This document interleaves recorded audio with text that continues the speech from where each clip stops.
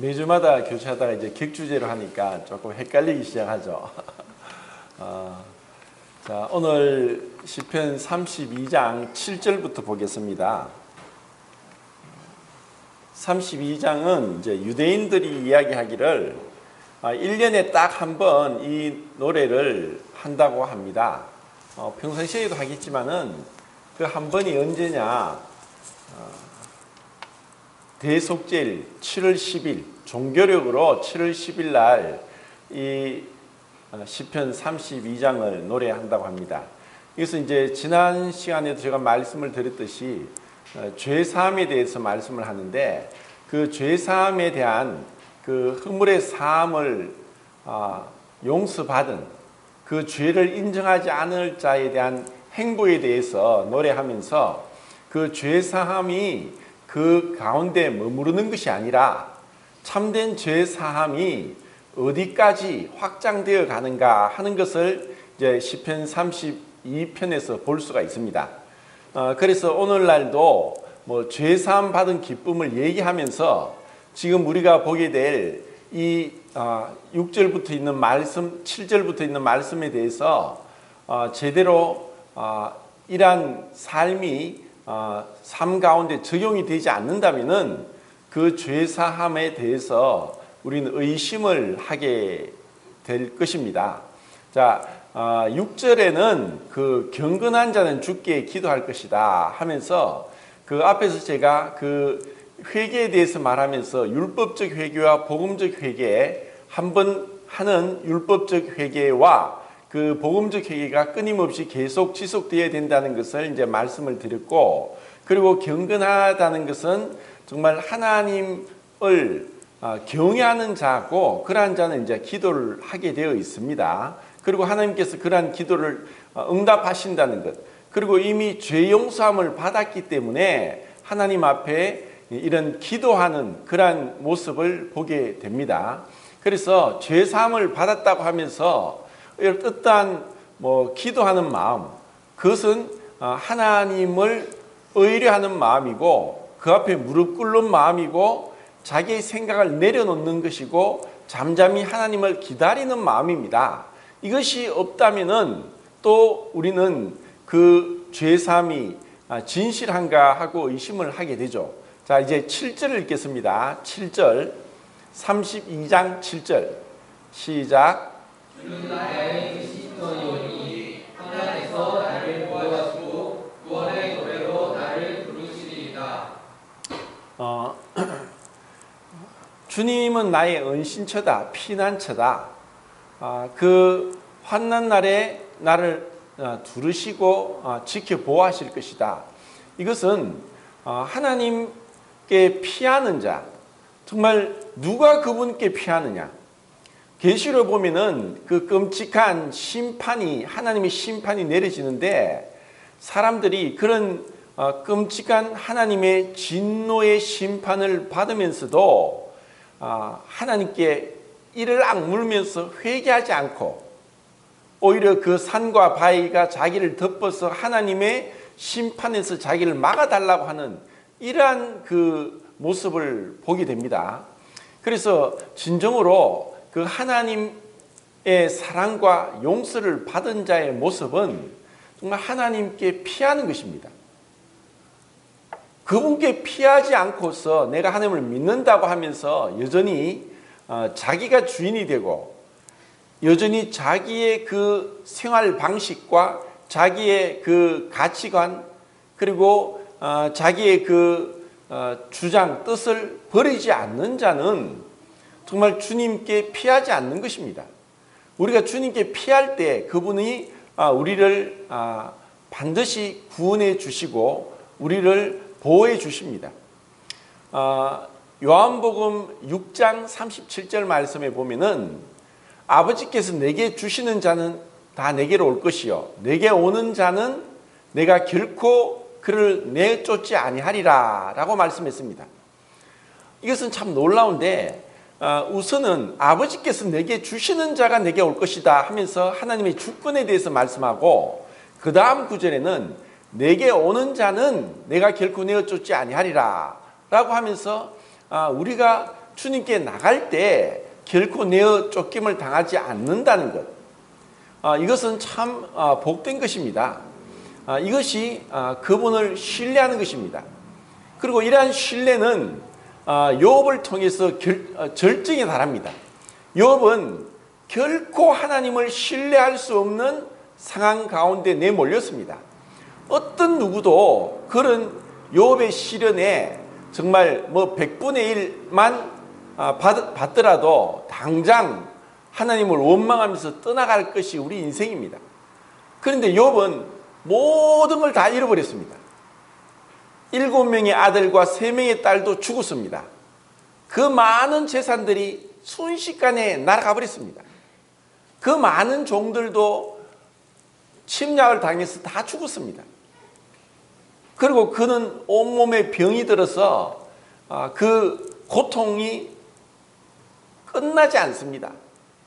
그런 가운데서 욥은 고백을 합니다. 하나님이 나를 죽이실지라도 나는 하나님을 신뢰하겠습니다. 하나님이 나를 정금같이 나를 단련하신 후에 정금같이 하나님께 나아가겠습니다. 내가 이 육체 밖에서 주님을 볼 것입니다. 이와 같은 그 분명한 확신이 있었습니다. 그래서 이러한 그 진실로 하나님께로부터 온 확신, 믿음, 그리고 그 마음의 그 평안함과 기쁨은 어떤 환경으로도 없앨 수 없는 것입니다. 정말 우리 마음에 내가 어떤 상황에서라도 좋든가 싫든가, 내가 흥하든가 망하든가, 그리고 내가 정말 그럴 상황이 아닌 가운데서도 주님이 나의 은신처고 피난처입니다. 내가 피할 곳은 주님밖에 없습니다. 그리고 내가 그런 가운데 어떤 어려운 가운데서도 주님이 나를 보호하여 주실 것입니다. 나를 내어쫓지 않을 것입니다. 요나가 하나님 말씀에 불순종했습니다. 그는 싫었습니다. 니느웨에 가서 복음을 전해라. 아니 어떻게 우리의 원수인 나라인 아수르에서도 니느웨에 가서 복음을 전합니까? 난 못 전하겠습니다. 다시스로 도망갑니다. 그런데 하나님이 그 큰 풍파 가운데 제비뽑기에서 배 밑에서 깊이 잠들고 있는 요나에게 그 제비가 뽑히게 했고, 그 요나는 이야기합니다. 나를 물에 던져라. 내가 하나님께 불순종했기 때문에 파도가 치고 폭풍이 일어나서 당신들 다 죽는다. 나를 저기 파도에 집어 던지면은 당신들이 살 것이다. 자, 이것 또한 어떻게 보면은 그가 하나님 말씀에 순종해서 이제는 니느웨로 가겠습니다 아니라, 내 때문에 이와 같은 큰 풍파가 와서 무고한 당신들이 죽는 것보다 내 혼자 죽는 게 낫다 하고 그 파도치는 무서운 파도치는 바다에다가 자기를 집어 던지라고 했습니다. 그리고 그는 뱃속에서 다시 한번 하나님께 나아갑니다. 그리고 하나님은 두 번째 다시 요나에게 그 첫 번째 명령을 다시 하십니다. 하나님께 정말 누가 피할 수 있느냐? 때로는 우리는 쉽게 믿는다고 확신을 하고 자기가 믿는다고 고백을 할 수 있습니다. 그리고 멋들어지게 구원간증도 할 수 있습니다. 그런데 진정 어려움을 만나고 여러 가지 문제가 얽히고 도저히 헤어날 수 없을 때에, 그때 하나님이 나의 피난처요 은신처입니다.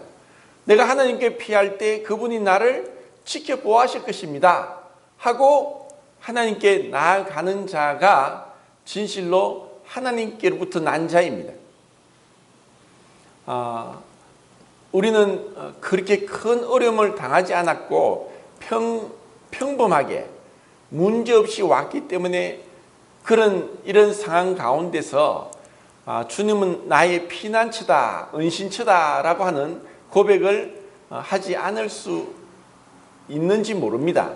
그런데 실제로 큰 어려움이 오든 작은 어려움이 오든 언제 어디서나 내 마음이 늘 주님을 향하느냐, 좋을 때든지 좋을 때도 그렇고 또 정말 좋지 않을 때도 내가 하나님을 의지하고 있느냐. 에덴 동산을 쫓겨나서 사람들은 아직까지 하나님의 그 심판의 그 경중이 그렇게 크지 않았을 때 900세 이상을 살면서 풍요롭게 살았습니다. 그들은 하나님을 찾지 않았습니다. 그런데 에노스 때야 비로소 하나님의 이름을 부르더라라고 했습니다.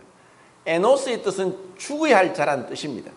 정말 하나님 앞에 자신이 어떠한 자인지 그 풍요롭게 900살까지 거의 1000년을 살고 있을 그 풍요로운 그 낙원에 쫓겨났던 그 양심 시대에 그들에게 아쉬움이 없었습니다. 아직까지는 이 세상이 그 만물들이 그 타락의 정도가 덜하고 했을 때는 그래도 1000년 가까이 살았습니다. 그러면서 그들은 끊임없이 죄를 범하고 하나님께 나가지 않았습니다. 그때 에노스 때 비로소 하나님의 이름을 부르게 됩니다. 자, 8절 읽겠습니다. 8절 시작.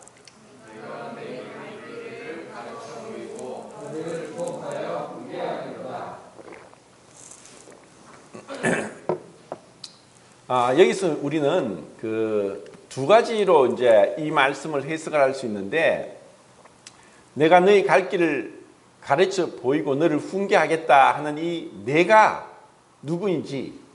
자, 첫 번째 해석은 하나님께서 말씀합니다. 하나님께서 내가 너에게 갈 길을 가르쳐 보여주겠다. 내가 너를 훈계하겠다. 이렇게 이제 해석을 했을 때 시편에 보더라도 또 다른 구절을 보더라도 갑자기 하나님께서 내가 너를 훈계하겠다. 내가 너의 갈 길을 가르쳐 보여주겠다. 이렇게 하지 않고 주께서 말씀하시기를, 여호와께서 말씀하시기를, 하나님이 말씀하시기를 이제 이렇게 하면서 말씀을 하시는데, 여기서 갑자기 내가 너의 갈 길을 가르쳐 보여주겠다 하고 하는 것을 하나님이 하신 말씀이라고 해석했을 때 이런 다른 성경 구절을 찾기가 어렵다는 것입니다. 그리고 또 두 번째는 이것은 다윗이 자기가 자기를 스스로 내가 너에게 네가 갈 길을 가르쳐 보여주겠고 너를 훈계하겠다 하는 이 표현을 하고 있습니다. 자, 이것을 우리는 32장과 짝된 또 하나의 시편이 있습니다. 왜냐하면 그 제목에 보면은 다윗이 정말 죄를 범했을 때, 끔찍한 죄를 범했을 때 쓴 시죠. 그것이 51장입니다. 자, 여기 손을 넣고 51장을 보겠습니다. 51장.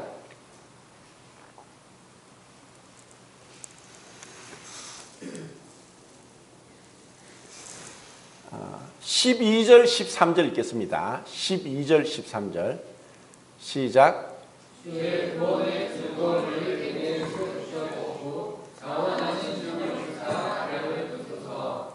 그리하면 내가 범죄자에게 죄를 밟을 것이니 죄인들이 주께 돌아오리이다. 자, 이제 51장도 동일하게 다윗이 죄를 범한 가운데 큰 나단이 와서 그에게 당신이 바로 그 범인이요 했을 때 왕의 권위로 나단을 죽일 수도 있었지만, 정말 그 선지자 나단이 다윗에게 당신이 그 죄를 범한 장본인이요 했을 때에 양심의 찔림을 받고 하나님 앞에 통곡을 하면서 회개를 합니다. 그리고 하나님께 용서를 받죠. 그리고 나서 그가 이 죄 용서를 받고 난 것이 단순히 내가 죄 용서를 받음에 끝나는 것이 아니라 지금 32장이나 51장에 동일하게 이제 그는 하나님 앞에서 선지자 역할을 하면서 이제 여전히 죄 가운데 있는 자들을 올바른 길로 인도하는 데 쓰임을 받고 있다는 것입니다.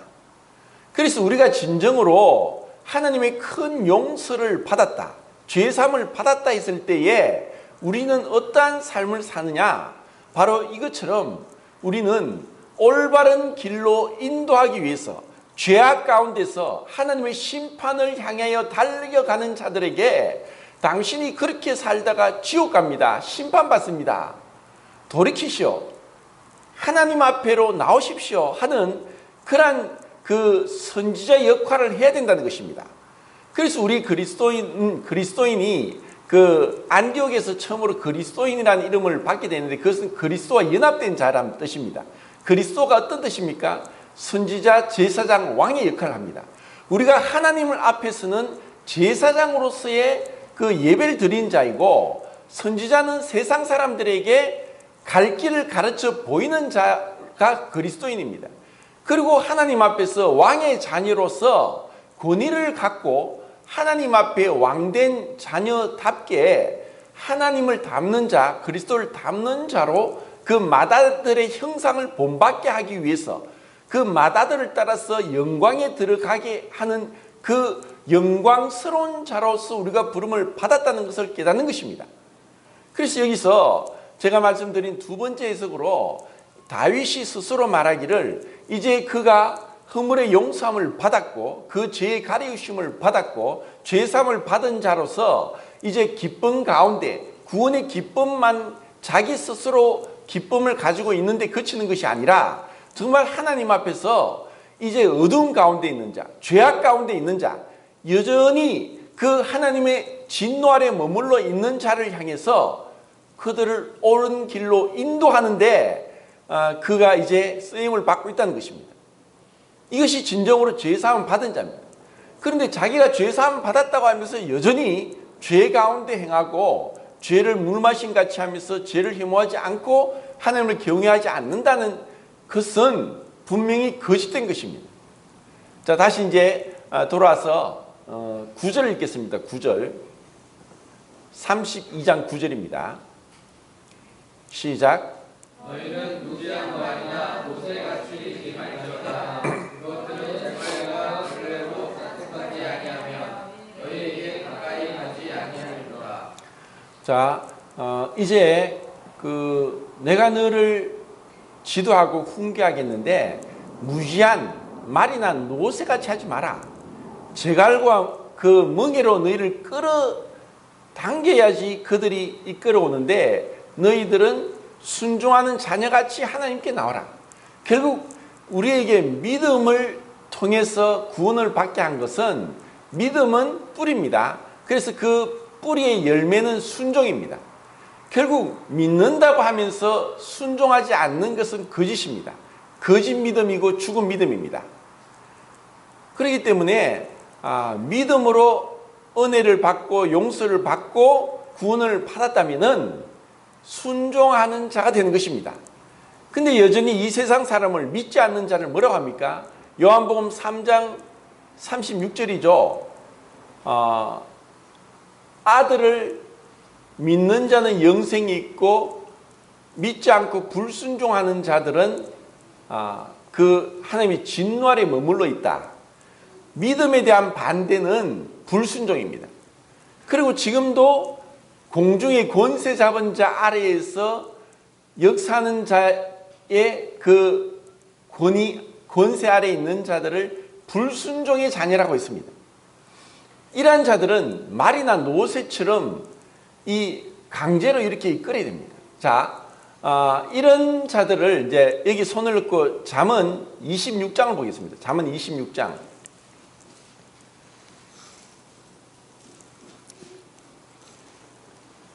3절입니다. 자, 3절 시작.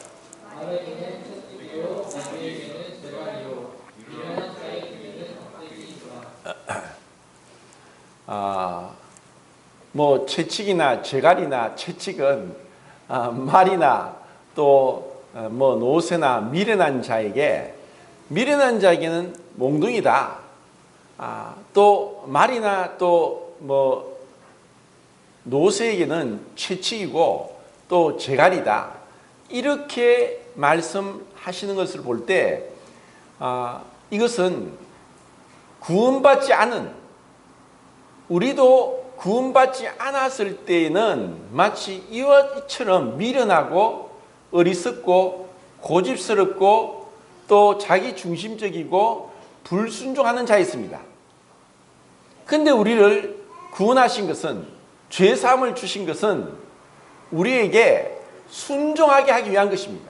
베드로전서 1장에 순종하는 자녀같이 순종을 하도록 우리를 불러주신 것입니다. 출애굽기 13장 13절 말씀이 뭐냐면은, 유월절에 대한 말씀을 하다가 난데없이 나귀의 첫 새끼는 어린 양으로 대속할 것이요, 만약에 대속하지 않을 것이면 목을 꺾어 죽이라 했습니다. 아니, 유월절 규례에 대해서 말씀하면서 왜 갑자기 나귀를 얘기합니까? 이 나귀가 상징하는 것, 노새가 상징하는 것, 말이 상징하는 것, 미련한 자가 상징하는 것은 구원받지 않은 자들입니다. 그러한 자들은 고집스럽습니다. 그리고 로마서 2장에서도 왜 그들이 하나님의 진노 아래에서 심판을 당하느냐? 네 고집과 회개하지 아니하는 마음을 따라 진노의 날, 곧 하나님의 의로운 심판이 나타나는 그날에 하나님의 진노를 스스로 네게 샀는도다 라고 했습니다. 결국 이것이 얼마나 안타까운 것입니까? 자기 고집, 회개하지 않은 마음. 정말 우리 인생은 어떻게 보면은 어떤 면에서는 은혜로 우리가 믿음으로 순종해서 이 구원의 복음을 듣고 구원을 받았습니다. 그런데 이것은 놀랍게도 한번 우리가 제가 죄인입니다. 그리고 예수님이 나의 하나님이고 나의 구세주입니다 하고 우리가 그분께 돌이키고 믿게 되었을 때 놀라운 은혜가 우리에게 임합니다. 그런데 이것은 이후로도 믿음이란 것은 완료형으로 끝나는 것이 아니라 진행형입니다. 계속해서 믿음으로 내 의지를 주님께 복종시키는 것, 순종하는 것이 올바른 믿음입니다. 근데 믿는 것이 그냥 과거형으로 이미 믿었기 때문에 끝났다는 것이 아니라 우리의 믿음은 계속적인 것이고, 그리고 이것은 관계고, 그리고 지금도 현재형으로 진행되어 가는 것입니다. 내가 계속해서 믿고 있느냐? 믿었던 것이 아니라, 믿었던 것이 끝나는 것이 아니라 지금도 믿고 있느냐? 다르게 말해서 순종하고 있느냐? 그래서 우리의 올바른 구원의 그 점검은 믿는다고 고백이 아니라 순종하는 모습으로 그 사람이 진정 구원받았는지를 우리가 확인할 수 있습니다. 그리고 믿고 나서도 어떤 부분에서 많은 불순종이 있습니다. 그럴 경우에는 하나님이 말씀하시고 또 말씀하시고 기다리시고 교훈하시고 책망하시고 또 하시는데도 계속 우리가 불순종하고 내 고집대로 행할 수 있습니다. 그때는 히브리서 12장에 있는 말씀대로 징계가 따릅니다. 그렇게 잘못하는데도 문제가 없으면은, 징계가 없으면은 사생자라고 있습니다. 어떻게 잘못 행하고 있는 자를 향해서 부모가 가만히 자식을 내버려 두느냐? 주워온 자식이냐? 자기 자식이라면 잘못하는 것을 보고 어떻게 하든 나무랄 것입니다. 그래도 하나님이 기다리시는데 그 말씀에 순종하지 않으면은 강한 그 징계가 따르는 것입니다. 그래서 지혜로운 자는 징계받기 전에 빨리빨리 돌이키고 하나님께 나오는 자입니다. 하나님의 징계는 무섭습니다. 왜냐? 오래 참으시기 때문에. 오래 참으시다가 끝까지 그렇게 고집스럽게 하면은 가장 큰 징계는 우리 육체를 데려가 버립니다. 더 이상 내버려 봤자 하나님께 영광 돌리지 못하고 해서 영은 주 예수 날에 구원받게 하고 육체는 멸하도록 하는 그러한 것까지 하나님은 행하시면서 우리를 더 이상 죄악 가운데 내버려 두지 않는다는 것입니다. 자, 다시 지금 이제 몇 절 할 차례죠? 10절 읽겠습니다. 10절 시작. 자기에게는 많은 슬픔이 있으나 여호와를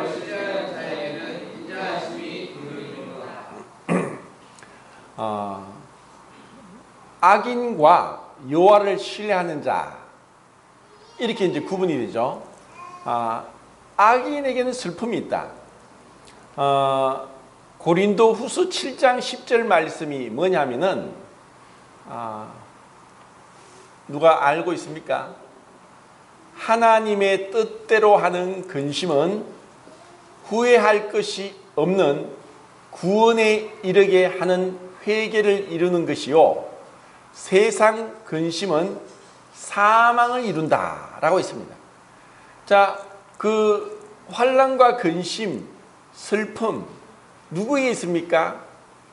회개하지 않는 자에게, 고집스럽게 자기 길로 계속 가겠다는 자에게 하나님이 슬픔을 주십니다. 그런데도 인생들이 미련하여서 하나님이 왜 이렇게 하는지 모르고 계속 그 길로 갑니다. 자, 다윗이 죄를 범하고 나서 하나님이 계속 공고한 가운데 밀어넣으십니다. 그는 깨닫지 못하다가 나중에 깨닫고 정말 하나님께 회개하죠. 그래서 악인에게는 슬픔이 있지만 여호와를 의뢰하는 자에게는 기쁨을 주십니다. 왜 우리가 하나님을 믿는다고 하면서 기쁨이 없습니까? 빌립보서 4장 4절 말씀이 뭡니까? 항상 기뻐하라. 내가 다시 말하노니 기뻐하라. 데살로니가전서 5장에서도 항상 기뻐하라. 자, 이 기쁨은 기쁨과 감사와 기도에 대해서 제가 전에 말씀을 드렸죠. 기쁨은 무엇의 절제입니까? 감정의 절제입니다. 감사는 무엇의 절제입니까? 생각의 절제입니다. 자, 기도는 무엇의 절제입니까? 의지의 절제입니다. 절제는 성령의 열매입니다. 자, 우리가 이런 그 성령의 열매로 인한 절제가 없으면은 감정의 기복이 천당과 지옥을 오고 갑니다. 근데 그것은 올바른 그리스도의 자세는 아닙니다. 우리는 감정적인 동물이다. 그래서 이 감정이 사소한 말 한마디에도 감정이 절벽으로 떨어지고, 그리고 말 한마디에 마치 비행기 타듯 올라가는 것이 우리 감정입니다. 그런데 그것이 남에게 있는 것이 아닙니다. 어차피 사람은 말에 온전한 사람이 없고, 사람은 다 불완전하고, 또 우리 안에 여전히 죄의 근성이 남아있기 때문에 어떻게 하든 누구든지 그 사람이 우리의 마음의 감정을 요동시킬 수 있습니다. 그래서 그 사람이 문제가 아닙니다. 그런데 대부분은 그 상대방에게 문제를 돌립니다. 주님도 주님께서 오셔서 복음을 전하고 병자를 고치고 죽은 자도 살리고 또 말씀을 가르쳐 주시는데도 믿지 않았습니다. 그때 주님이 뭘 하셨습니까? 누가복음 11장입니까? 오히려 주님은 올소이다, 이렇게 된 것이 하나님의 뜻입니다. 어린 아이에게는 하나님의 뜻을 나타내시고 하고 오히려 감사의 기도를 합니다. 우리가 항상 기뻐할 수 있는 것은 내 감정을 절제하는 것입니다. 우리의 감정을 절제하지 못하면은 때로는 이 감정이 남자들의 감정은 뚝배기와 같고 여자들의 감정은 글라스와 같습니다. 그래서 글라스는 살짝만 쳐도 아름다운 소리가 나고, 여자들의 감정은 마치 꽃이 활짝 피고 새가 노래하듯이 그렇게 폴짝폴짝 뛰면서 기쁨이 퐁퐁 뜁니다. 그런데 남자들은 뚝배기는 소리를 쳐도 툭툭 소리마지. 그런데 뚝배기는 웬만큼에도 깨어지지 않지만 글라스는 조금만 해도 기스가 납니다. 그래서 쉽게 여자들이 감정이 상합니다. 그러다 보니까 믿음으로 사는지 감정으로 사는지 모를 때가 있습니다. 왜 우리가 항상 기뻐해야 되느냐? 누구의 기쁨이 있느냐? 자, 시편 97장 11절 한번 볼까요?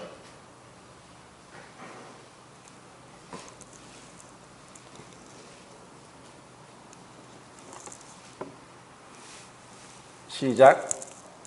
의인을 위하여 빛을 비추고 정확히 정직한 자를 위하여 금을 비추는도다. 제가 이 말씀을 참 좋아하는데, 하나님이 그 빛은 어떻게 보면은 우리에게 반드시 필요한 것입니다.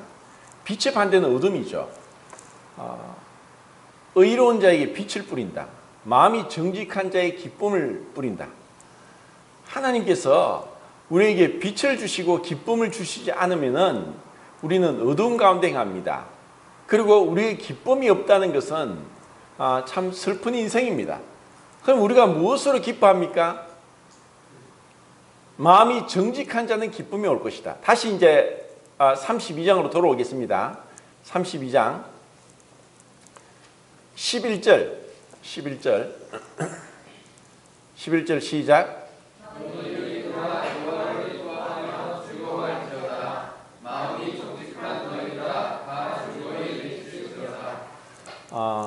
이제 그 다윗은 그 마음이 정직한 자, 너희 의인들아. 자, 우리가 그 죄사함 받았다는 것은 소극적인 의미고 적극적인 구원은 칭의입니다. 그것은 하나님으로부터 의롭다함을 받은 것입니다. 너희 의인들아. 의인들에게 하나님이 원하시는 게 무엇입니까? 너희 의인들아. 뭐라고 있습니까? 다시 한번 읽어봅시다. 시작.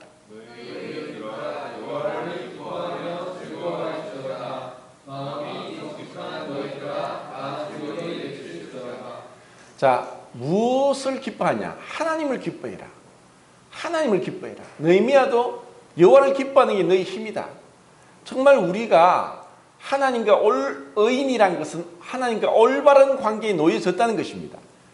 의인은 그분을 인해 기뻐하고 즐거워합니다. 그리고 마음이 정직한 자는 찬송해라. 그분을 기뻐 외쳐라. 정말 우리 마음 가운데 살아가면서 별의별 일을 다 당하고 여러 가지 일을 만나더라도 정말 우리 믿음이 굳건한 자는 심지가 견고한 자를 평강에서 평강으로 인도합니다. 그리고 그러한 자들은 이런 기쁨이 늘 내가 정말 성령 충만하고 온전한 믿음 가운데 성숙된 자인가 하는 것이 어디 나타나느냐? 언제든지 우리가 어떤 상황에서든지 기뻐 노래하고 찬양할 수 있고 감사할 수 있느냐 하는 것이 우리의 신앙의 성숙도를 나타냅니다. 그리고 우리의 그 믿음의 길이 흔들림 없이 좌우로 치우치지 않고 변함없이 굳건하게 나아가는 것입니다. 사실 이렇게 하는 것은 쉽지 않습니다.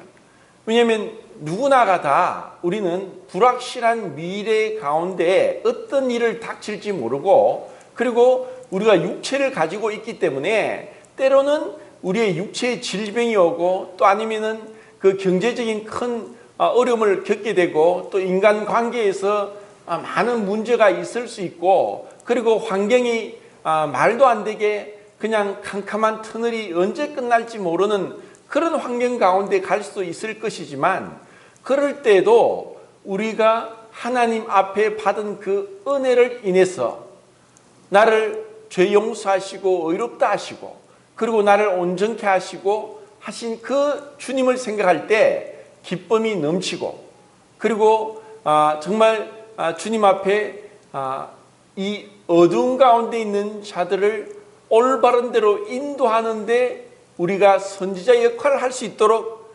불러주셨다는 것. 이것이 분명히 우리 마음에 새길 때 우리는 든든한 흔들림이 없는 마치 뿌리 깊은 나무가 바람에 흔들리지 아니하고 또 가물에도 잎이 청청함 같이 그 시냇가에 심은 나무가 시절조차 과실을 맺은 같이 우리의 그 기쁨의 근원, 우리의 그 믿음과 순종의 근원이 주님께 있다면은 우리는 흔들림이 없을 것입니다. 이러한 그 32장 보면서 우리에게 이 다윗이 그 당시에 이와 같은 시를 쓴 것이 지금 우리에게도 우리의 실생활에도 이와 같은 말씀들이 적용이 되고 그리고 우리 마음 가운데 쭉 살펴보면서 정말 내가 이러한 말씀에 그대로 순종하고 이 말씀이 내게 적용되고 있는가 하는 것을 살펴보는 것은 큰 우리에게 교훈이 될 것입니다.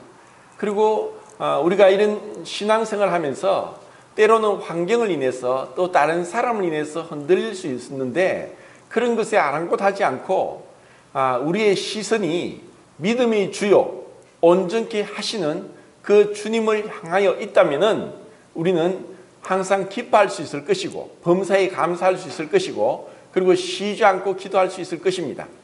이상으로 말씀을 마치겠습니다.